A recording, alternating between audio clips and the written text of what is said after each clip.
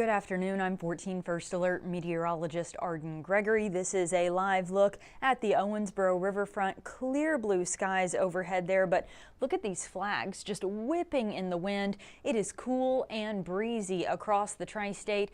So despite plenty of sunshine, today is actually on trend to be the coolest day so far this fall. The coolest day we had up to this point was actually Sunday when we had a high of 68. But today those temperatures running a little bit cooler, and even cooler weather is on the way, dipping into the 30s the next couple of nights. And with that, we could also see our first frost of the season tonight, or better chances tomorrow night. Looking ahead to next week, there is a chance of rain, but some good news, the weekend is trending mainly dry now. Satellite and radar both clear, as I just showed you. Not a cloud in sight out there today, so obviously no rain to worry about this afternoon. As for our temperatures, though, we're only sitting in the low to mid 60s. It is 62 in Evansville, Henderson, and Owensboro. Madisonville and Greenville at 64. We're pretty close to our high for the day. We may tack on just another degree or two, make it more like, 63 to 65, but in general, it's pretty cool and breezy out there too. Winds coming from the west-northwest at around 10 to 20 miles an hour right now. And we've had gusts upwards of 25, 30, or even 35 miles an hour this afternoon. And it's going to stay very breezy through the next couple of hours. So if you're going to be out and about this evening, still sunny, cool, breezy. Once the sun sets, though, things quickly begin to change. We're going to keep the clear skies, but our temperatures quickly start to drop out of the 60s through the 50s, then through the 40s. And also notice, once the sun sets, the wind quickly dies down as well. That means by first thing tomorrow morning, it's going to be clear, calm, and chilly. And that's typically a pretty good recipe for some frost. Throughout the day tomorrow, plenty of sunshine, not nearly as breezy. The wind really, once it dies down tonight, it stays died down like that. And tomorrow afternoon, temperature-wise, will be very similar to today, just without that wind. So our highs will be in the low to mid 60s again, while tonight our temperatures will bottom out somewhere in the upper 30s to right around 40. I think tomorrow night is actually our better shot at some frost, because look at this, Thursday night into Friday morning, our lows are going to dip into the mid to upper 30s, and 36 is really the number you shoot for when you're talking about frost. Warmer than that, typically, you could maybe get a little bit of patchy frost, but it's hard to do unless you get down to closer to 36. So here are the cold alerts we have in place right now. There is a frost advisory for much of Illinois and southwest Indiana tonight into tomorrow morning. That goes from 3 a.m. until 8 a.m. But then we've already got a freeze watch issued out to the east. That's for tomorrow morning. That goes until 8 a.m. on Friday. So I do think that as we get through tomorrow, then they'll probably issue new frost advisories for Thursday night into Friday morning. Again, some patchy frost possible either night, but I think tonight the risk is mainly for those of you on the northern end of the tri-state, mainly north of I-64. The better chance for frost across the region would be Thursday night into Friday morning. If you're curious how this compares to when we would normally get our first frost of the season, we are running a little behind. The earliest we've ever had our fall frost was September 22nd back in 1983. The longest we've ever gone without getting those temperatures down into the mid-30s, it was in 1915. We made it all the way to November 14th. But on average, we get our first frost of the season somewhere right around October 17th. It's been a very warm October so far. We're just now really getting those crisp fall temperatures that you really need to get into those 30s at night. So we are running a week or so behind normal. Typically by this week, we have about a 73% chance of already having had that first frost. So we made it a little bit later into the fall this year, but still well within the range of what would be considered normal. Circling back to this, you'll notice those temperatures, those cool fall-like temperatures, they really hang around. We won't get quite as cold at night, but still, we're talking highs in the 60s through the whole next 7 days. Something that doesn't stick around, though, are these clear blue skies. We still have a lot of sunshine Thursday, but then the clouds start to roll in and then the rain chances. But the good news is the weekend is trending a little bit drier. Initially, it looked like we were going to get some scattered rain kind of on and off all weekend long. Now it seems that low pressure system that was initially going to bring us that rain, it's maybe not going to make it as far as we thought. It was already forecast to kind of be dying down as it got to the tri-state. Now it seems it may sort of lose its oomph before it ever even gets to us and end up dying out down to our southwest.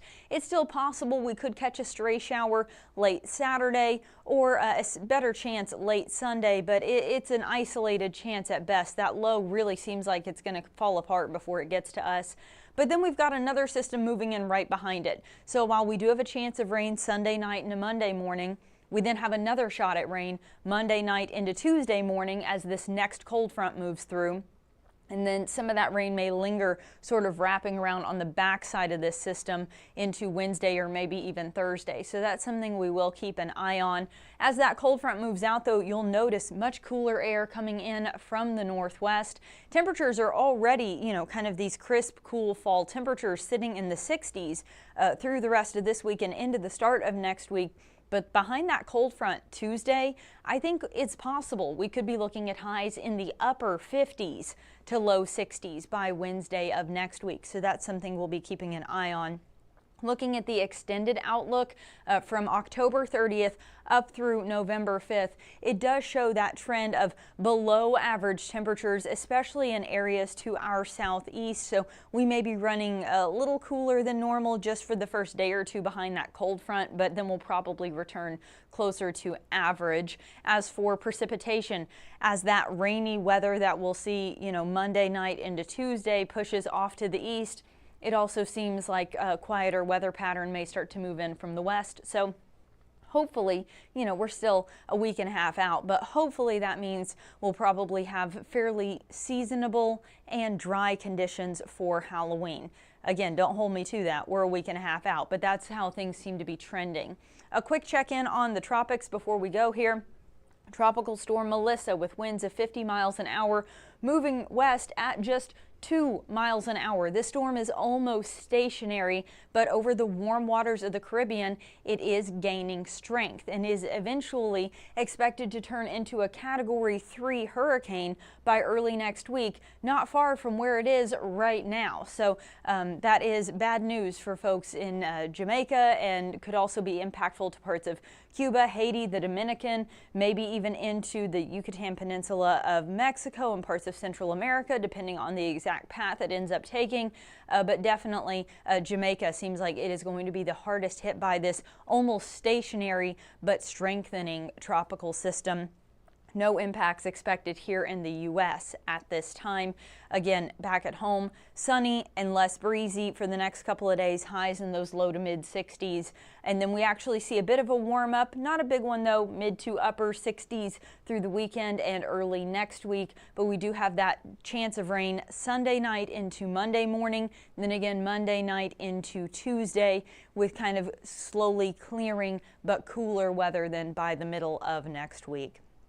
All right, I'm not seeing any questions, so I'm going to wrap up your forecast, but don't go anywhere. Jamie French and Robinson Miles will be right back with your latest news headlines, including an update on that inmate that escaped in Henderson County.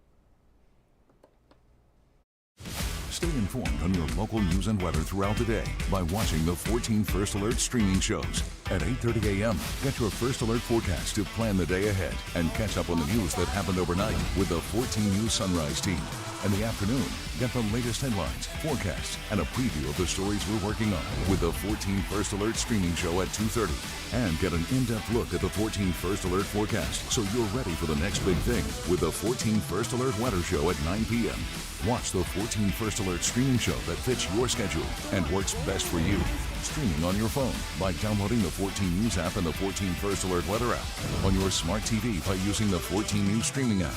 And stream anytime on Facebook, YouTube, or on 14news.com. Stay connected and stay informed by watching the 14 First Alert streaming shows on your favorite streaming devices.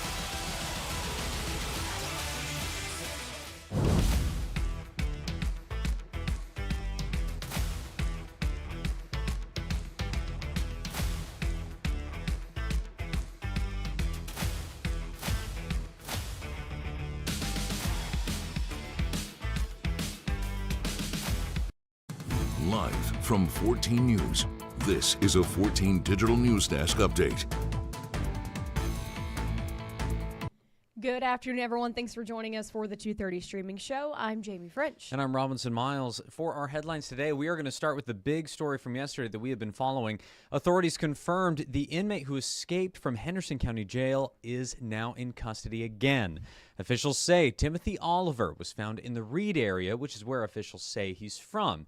Now, we do have a look right here at his new mugshot. Jail records show he's now also charged with escape in the second degree. Yeah, that's right. So our Gabe Pontonis was actually on scene. I'll show you some video that he got from that area. Neighbors there tell him that the inmate was found in the back of a pickup truck. Now, that's really all he knew, but he is talking to those neighbors right now to learn more. Authorities say Oliver escaped just before noon yesterday from the Henderson County Jail. The jailer says he and two other inmates were out working. They were out back. They were repairing bicycles, and they were painting them for the Salvation Army children for Christmas. Now, a deputy was with them, but the jailer says Oliver got on one of those bikes and just rode off. So, like we said, Gabe is working on this story right now. He's talking to people in the area. He's trying to talk to police officials, the jailer, more information. Of course, he's trying to just figure out what exactly happened here, and then, of course, how officers were able to find him this morning. So as soon as he has that information, we'll pass it along to you. Of course, that is a situation with a lot of different angles. It is a very big story, so we're going to be taking our time there. Should have a lot more information when we switch over to our evening shows tonight. Now, on the other side of things, we are keeping our eye on next week when it is Halloween. Seems like this month has absolutely flown by. Well, looking ahead as Halloween creeps ever closer, Kentucky State Police want families to remember some key safety tips. They're reminding drivers to watch out for more people and bicycles on the street. They say be patient, slow down, and give children lots of time to cross.